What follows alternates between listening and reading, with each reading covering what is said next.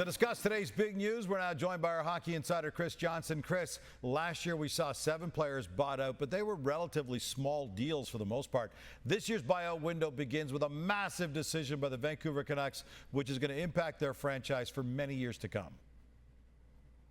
Well, and that's why it was no easy decision for the Vancouver Canucks to buy out what's left of Oliver Ekman-Larsson's contract, because he's now on their books as a cap charge through 2031. But as the Canucks worked through this decision where they wrestled back and forth, do we do this, do we don't, what they couldn't ignore was the savings they can realize this coming season.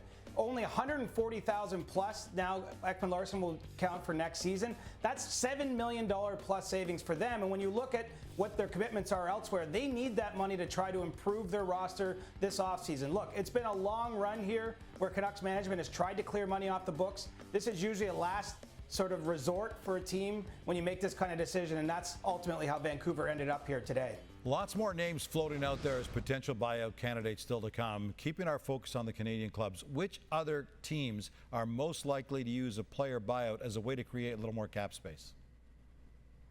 Well, the two that have to consider it most seriously are the Edmonton Oilers and Toronto Maple Leafs, and that's because, look, these are two teams that every year they're playing tango with the salary cap season. Every dollar they have on the books counts, and I think in Edmonton's case, they have the most interesting decision. Kailer Yamamoto is a young player, under 26, and so the buyout works a little differently for him. It's not as costly for the team, and so I think if they're not able to trade that contract or perhaps someone else's, he could be someone that they look at for a buyout.